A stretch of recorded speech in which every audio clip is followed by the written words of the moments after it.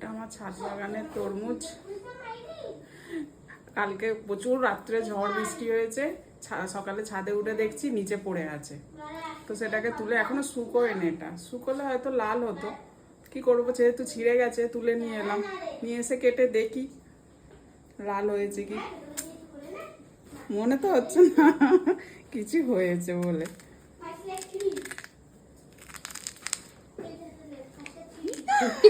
লাল হয়েছে, লাল হয়েছে, লাল হয়েছে।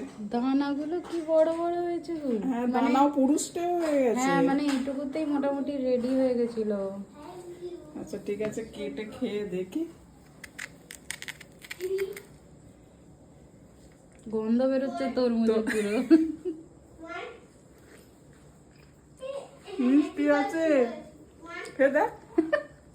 ভালোই হয়েছে। নেক্সট বছর আগে থাকতে বসিয়ে আমি করবো চাষ।